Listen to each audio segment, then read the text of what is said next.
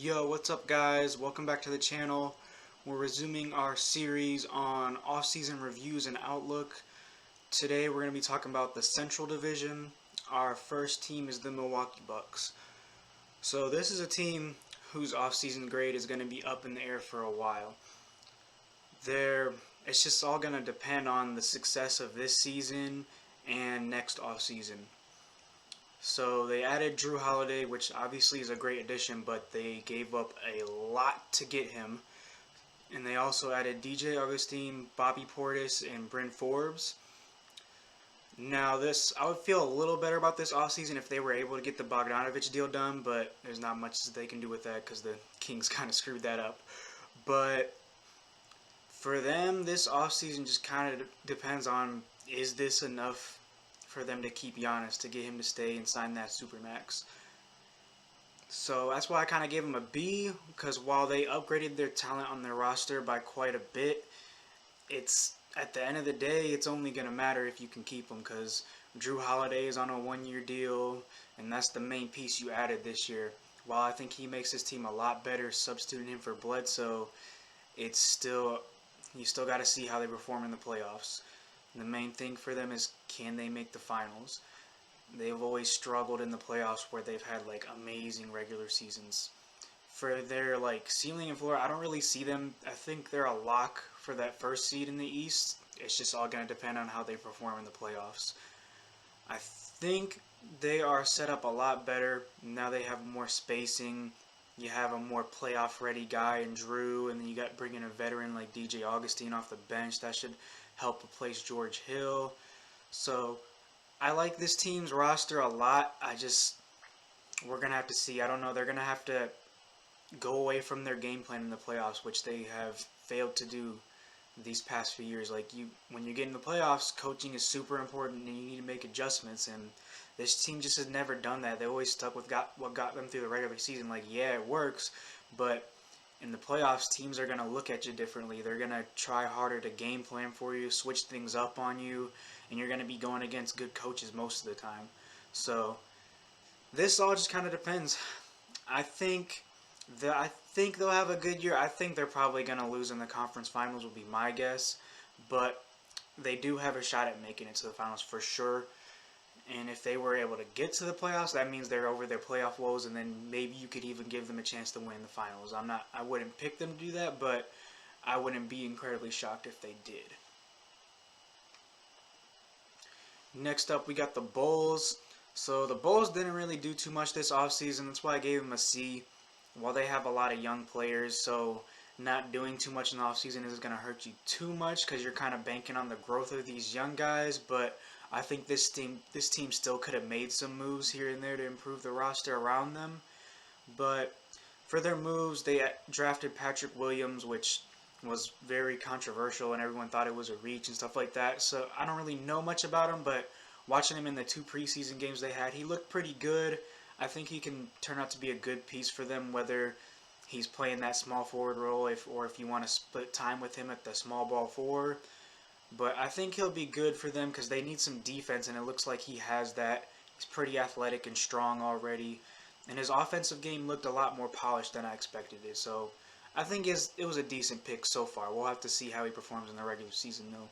They also added Garrett Temple. That's not really going to do too much for you on the floor, but it can help your locker room. This is a team that probably needs some veteran presence. They brought in Thaddeus Young last year, so he'll help out with that too. But it's always good to have guys in there who can teach the young guys and give them lessons and stuff like that. The question for this team, as always, is going to be health. Can Markkanen and Carter stay healthy? They've had issues with that in the past. Same thing with Otto Porter. So can these guys stay healthy? And also, what is the ceiling of them? How good can these guys get? Is Lauri Markkanen going to be more of what he was in his second year or even beyond that? Or is he going to be what he was last year and not be that great of a piece? What is Wendell Carter going to be? We haven't seen him play too much because he's been injured. So is he going to be a really good defensive piece for you down there and also give you some offensive capabilities? He's been trying to stretch the floor a little bit in the preseason, so we'll have to see how that turns out as well. That could be huge for them. If he can be a good defensive center and give you some spacing too, that'd be great. And also Kobe White, he had a great end of the year last year. So was that a fluke or is it for real? We'll get to see because he'll finally be starting. One concern I have with him is his defense, though. I don't know if they have the pieces around him to make up for it.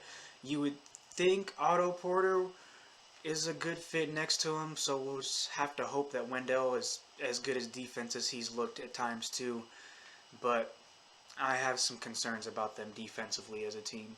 And then also their wing position. Now they have a lot of guys there now, but once again they've had trouble staying healthy. Porter's been injured a lot, and then their backup Hutchison has been hurt too. So hopefully having Patrick Williams and Temple will help that out a bit. I think majority of the minutes will probably go to Porter, Hutchison, and Williams, but we'll just have to see how that plays out over the season, how they perform, what Billy Donovan wants to do with this team. I'm assuming he's going to want to play young pieces given his history as a coach, but once again, we'll see. They lost Chris Dunn, which he's not an amazing player, but for this team, I think that's a pretty big loss because of his defense in the backcourt, especially when you got a guy like Kobe White. That would be a perfect guy to put next to him, but this team, I think their ceiling would be getting into one of those lower play-in seeds, and their floor would be not making the playoffs, but being just outside of that. I think they'll probably get like the 10th or 11th seed. I don't think they'll get into the 10th spot. I would probably put them at the 11th seed, just outside of those playoff play-in games. I think they're probably one more year away from getting to the playoffs, but I wouldn't be surprised to see them get into one of those games. And then once you get into those, you never know. It's a short series, so anybody could win that. Next up, we got the Cavs. The Cavs, I don't hate their offseason, but I don't love it. They didn't exactly do too much. I mean, they made little moves here and there. They brought in role players like JaVale McGee, brought in Thon Maker. I guess it's not a bad idea to take a shot at him, see if maybe he pans out for you differently than what he's done for other teams. Damian Dotson is a nice little young role player that's an okay pickup for cheap. You lose Tristan Thompson. I mean, with the point you are with your roster, losing contributing guys isn't all that bad because you're probably going to want to bottom out and get a good pick anyways. In the draft, they added Isaac Okoro. All I know about him is he's supposed to be a really good defender. From the preseason games, though, he looked pretty good. He put up 18 in the debut and a game winner. So that's something to be excited about for them. But I don't really see this team being very good. I think they're going to be one of the bottom three teams in the East with the Pistons and the Knicks.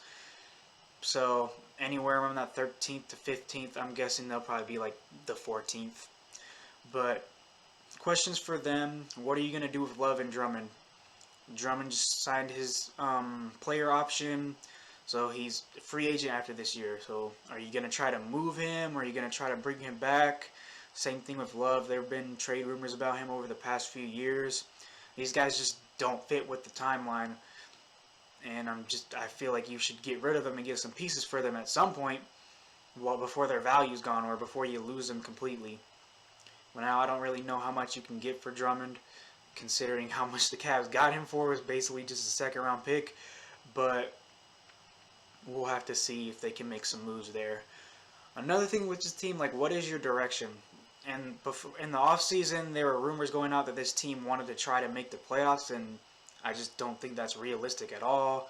So are they going to try to make moves to make the playoffs, or are you going to try to go full on into your rebuild and keep going on that path? I really hope they try to keep rebuilding, but with what they said in the offseason, you never know. I hope they don't try to make a push for the playoffs because they're going to fall short. I'm almost 100% sure about that. Another thing is, what are you going to do with Sexton and Garland? Are you going to plan on keeping them both? Well, I don't think you can have a starting backcourt with both of them. Garland had a really tough year last year, very inefficient, and Sexton had a really good year, although Sexton has one more year of experience.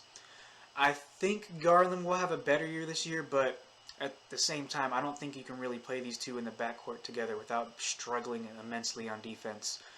Now, what I kind of envision for them is Garland takes a step up and he's your starting point guard, and then Sexton is kind of like a six-man type of guy. That's kind of where I see his career outlook as. I don't know how happy he'll be with that considering how well he played last year, but they have to figure out what they want to do with those guys and what the pieces around them mean to them. Hopefully Okoro can be really good for them, and then they have three guys, and that'll be like a solid set of their core, at least for now. So, yeah, I give the Cavaliers a C. They didn't really do anything crazy, but I feel like they need to make some moves, so that's why I gave them a lower grade for that. Next, we have the Pacers. This is a team who basically didn't do anything this offseason. You add Cassius Stanley in the draft. I think that's a pretty good pick for super late in the second round, a guy who was thought of highly as a high school prospect. It's pretty good to take a shot on a guy like that low in the draft. So that's a good pick there. I mean, you lose TJ Leaf, that doesn't really hurt you. He wasn't really playing, and when he wasn't very good. But this is a team who's going to be probably in the middle to the lower end of the East, just like always. I could see them performing well enough to get that 5th seed, and I could also see them performing low enough to get that 8th seed. I think they'll be either the 6th or 7th seed. I think they're going to fight with Philly for that spot probably.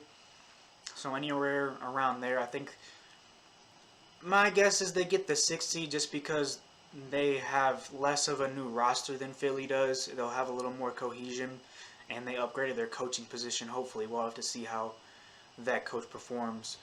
But I would assume it's an upgrade over McMillan, considering McMillan's a defensive coach, and this roster will be good enough to be good defensively without a defensive coach. You need an offensive type mindset, which he should bring for them. Questions for them is, what are you going to do with Turner? They've been trying to trade him. They couldn't quite get it done with that Gordon Hayward deal, and they haven't really found any other deals for him. It's kind of been the main suitor has been the Celtics, and since they don't really want him, apparently, what are you going to do with him? Are you going to still try to figure it out with him in Sabonis? Like, can that work? I don't know. You would think so since he can shoot, but at the same time, mobility is a little low with those two. So you got to figure out, are you going to plan on keeping him? Can you find a deal to move him? I'm guessing you're going to hang on to Sabonis regardless of what you do there. Another thing for them is, how healthy is Oladipo going to be? Is he going to be his old self, or is he going to be more of what he's been like the last year or so? I think he'll be somewhere in the middle of that. I think he'll have a pretty good season, but he's not going to put up all-star numbers like he used to be. And he'll still be pretty solid offensively. And another thing for them is, how are you going to improve this roster? The Pacers have always been a team where it's like, yeah, they're middle of the pack, but are there really any moves for them to improve this roster? I don't know. They've always been hard for them to get free agents. Being in Indiana, it's not really a free agent destination. So you got to figure out ways to trade and build through the draft. So they got to figure out what they're going to do. They have a lot of decent assets.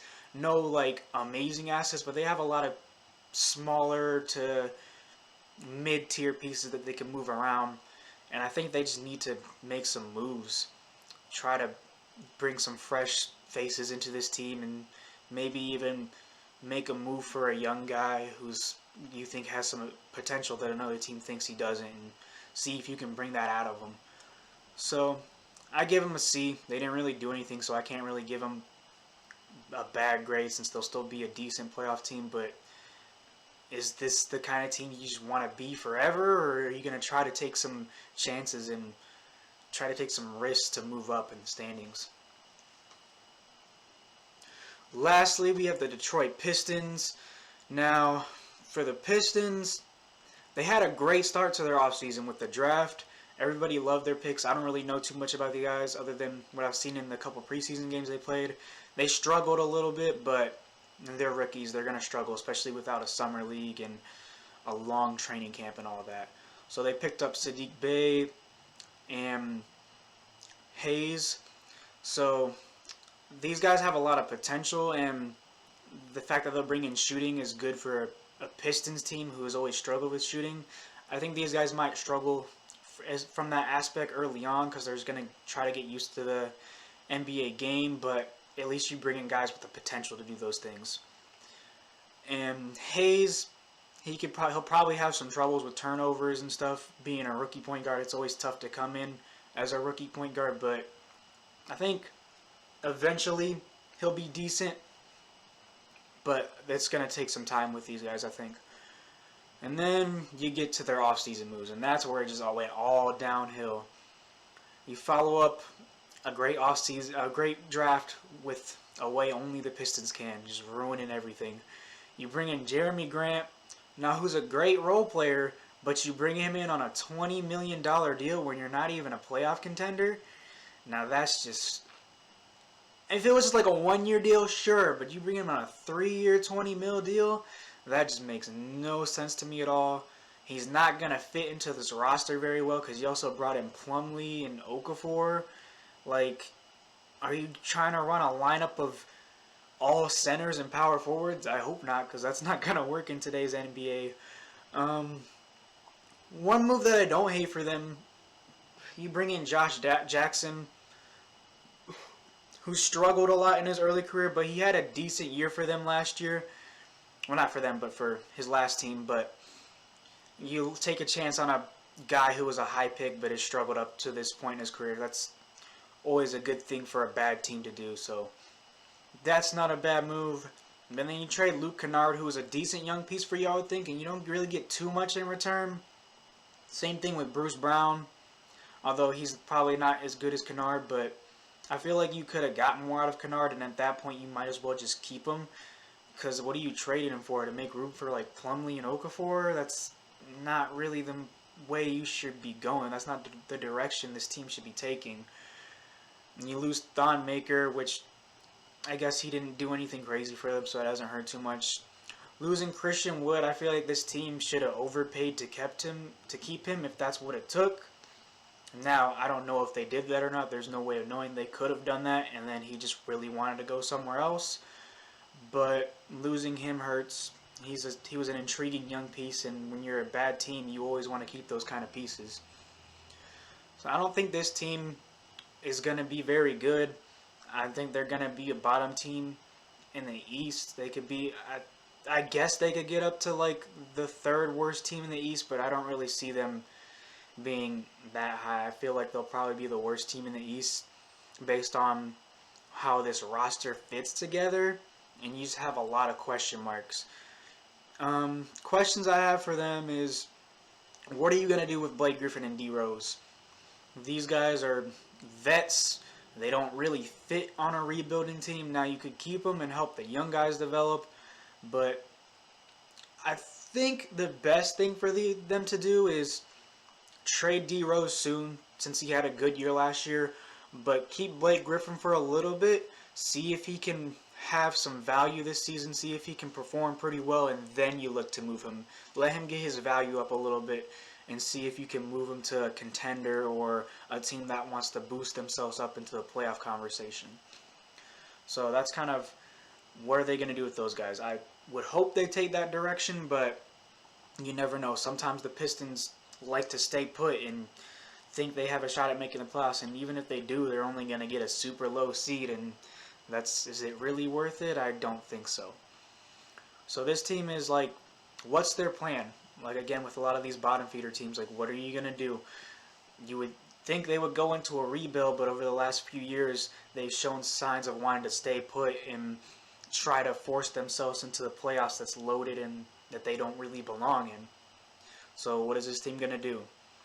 I hope they take a step back and realize they need to rebuild, but I'm pretty skeptical of that, given what this front office has done over the last few years.